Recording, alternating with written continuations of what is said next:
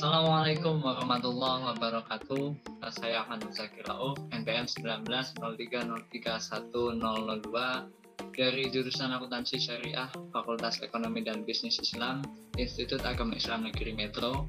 Di sini saya ingin mengundang teman saya untuk berbincang-bincang membahas tentang pentingnya investasi dan apa sih investasi syariah itu.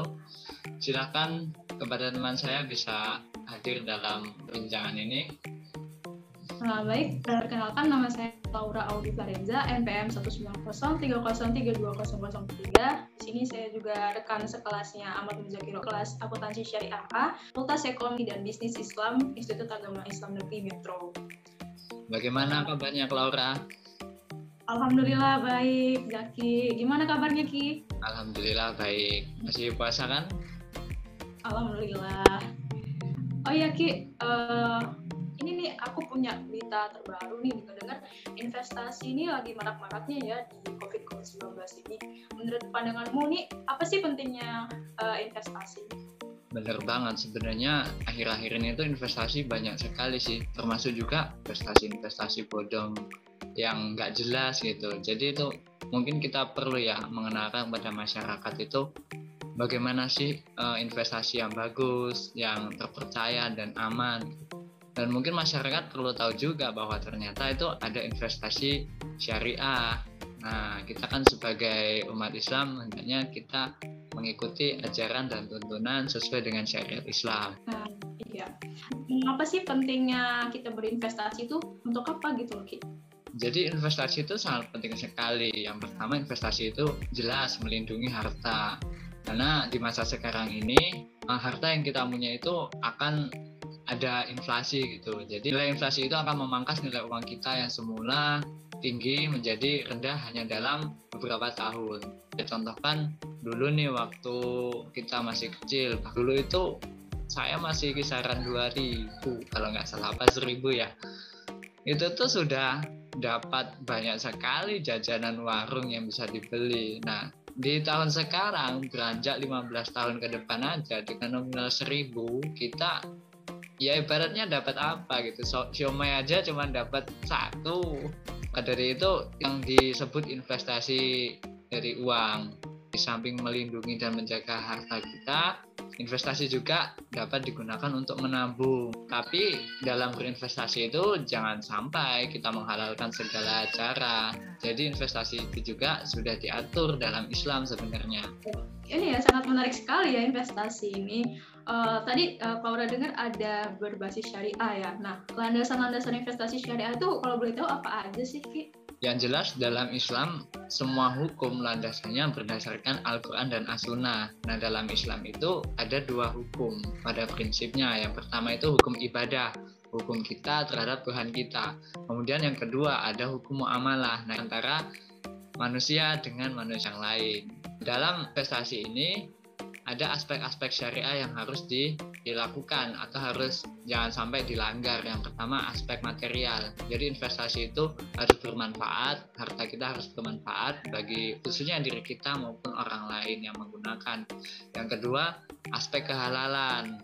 Jadi harta kita itu jangan sampai digunakan di hal-hal kemudaratan, jadinya tidak berkah. Yang ketiga itu ada aspek sosial dan lingkungan. Kita juga selaku umat manusia, penghuni bumi, kita juga harus menjaga lingkungan kita. Jangan sampai apa yang kita lakukan itu merusak. Gitu. Keempat ini yang paling penting. Tanpa adanya yang keempat ini bukan disebut investasi syariah. Dan tanpa adanya yang keempat ini, harta kita pun tidak akan berkah, yaitu aspek pengharapan ridho dari Allah Subhanahu wa Ta'ala. Dan itu yang membedakan antara syariah dan konvensional. Seiring dengan berjalannya waktu, itu dapat tumbuh melebihi modal awalnya. Jadi investasi itu berpotensi memberikan keuntungan yang lebih besar jika dibandingkan dengan tabungan di bank-bank konvensional. Jadi ada 4 landasan yang perlu kita ketahui juga ya di dalam syariah. Nah, tadi ngomong-ngomong modal nih, misalnya Laura punya modal atau meminjamkan modal, tapi nanti suatu saat akan bertambah kan dalam kurun waktu beberapa tahun gitu. Nah, ini termasuk riba nggak sih di dalam investasi syariah tersebut? Itu juga yang jadi permasalahan sebenarnya. Nah, transaksi pinjam-meminjam dengan sistem bunga itu kan haram jelasnya ya. Nah, itu maka sebagai gantinya dilakukan pinjam-meminjam dengan berbagi keuntungan dan kerugian. Jadi penambahan nilai yang didapat oleh kita itu bukan dari bunga, tapi berdasarkan adanya usaha di situ. Baik keuntungan maupun kerugiannya kita bagi bersama-sama.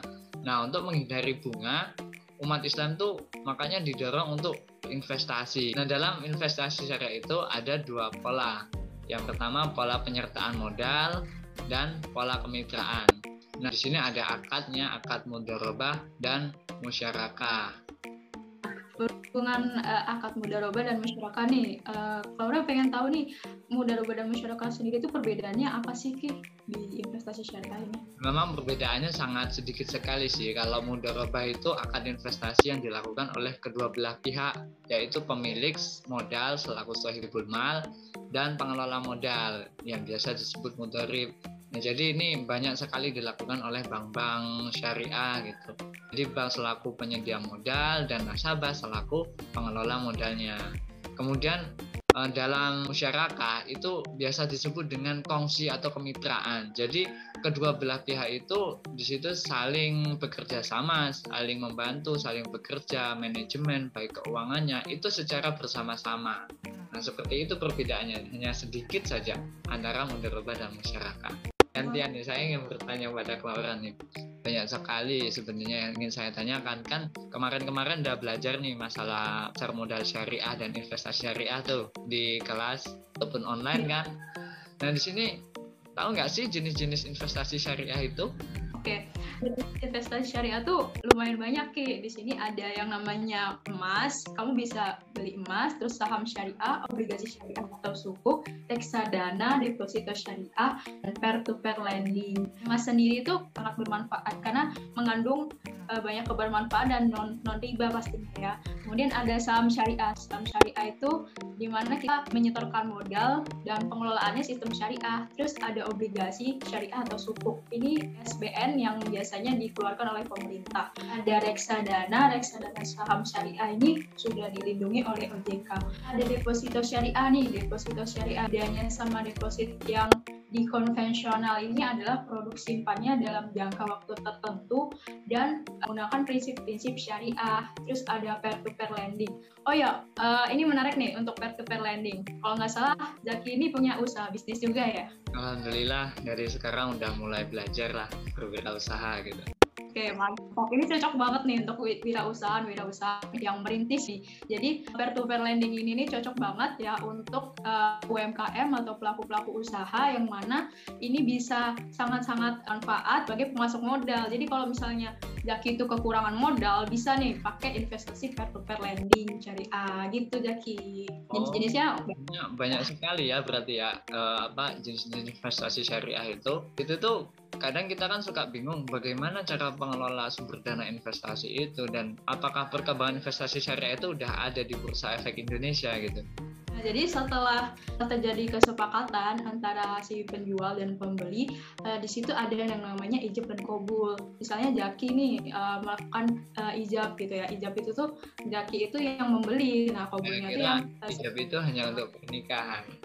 Dalam transaksi juga ada gitu ya. Seperti muamalah juga kan ada ijab dan qabul. Setelah itu akanlah kesepakatan yang dimana misalnya dalam jangka waktu tertentu Zaki menyetorkan modal atau sahamnya itu minimal 1 juta. 1 jutanya itu dengan harga 5.000 per lot saham. Nah, harga tersebut Zaki kamu dapetin 1 bulan itu 200 slot. 200 slot itu kamu kaliin aja misalnya dapat 1 tahun nih. 1 tahun kan 12 bulan. Hasilnya ketemulah 12 juta tuh misalnya nih.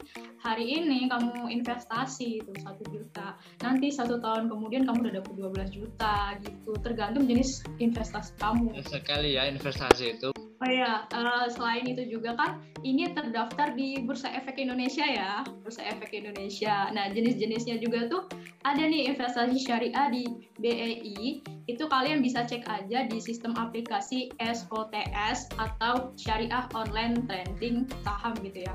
Nah, itu tuh sudah diawasi OJK juga dan disertifikasi oleh DSN MUI. Jadi kalian nggak usah perlu khawatir lagi. Platformnya atau jenis aplikasinya itu ada Bibit, kemudian ada MNC Sekuritas, Mandiri Sekuritas, dan masih banyak lainnya. Nah, kalian bisa pilih platform-platformnya itu untuk ngecek trending saham kalian. Tipsnya untuk pemula, jadi kalian itu pilih dulu jenis kebutuhan kalian itu seperti apa. Misalnya kayak Jaki nih, Jaki kan wirausahawan muda gitu ya, jadi cocok banget untuk peer-to-peer lending yang udah Laura jelasin tadi, karena sangat menguntungkan sebagai pemasok modal awal gitu kan. Nah, kalau misalnya untuk masih mahasiswa kayak kita nih, yang minim modal, belum kerja, belum punya usaha gitu ya, jadi kita pakai reksadana aja, karena Laura saranin pakai reksadana itu minim resiko teman-teman. Nih, Laura aja coba gitu ya, minimal di reksadana itu 10.000 aja udah dapat saham gitu teman-teman. Apalagi 100.000 dikalikan per bulan, per tahunnya udah naik berapa persen gitu kan. Nah, kalau misalnya teman-teman punya tabungan lagi nih, punya tabungan minimal ada berapa juta lah, 1 juta ya, minimal 1 juta aja, kalian bisa ikut obligasi saham syariah gitu, pakai sukuk yang namanya SBN atau Surat Berharga Nasional. Ini resmi banget dari pemerintah. Pasar modal syariah Indonesia juga udah ngeluarin ini, di OJK juga udah tercantum.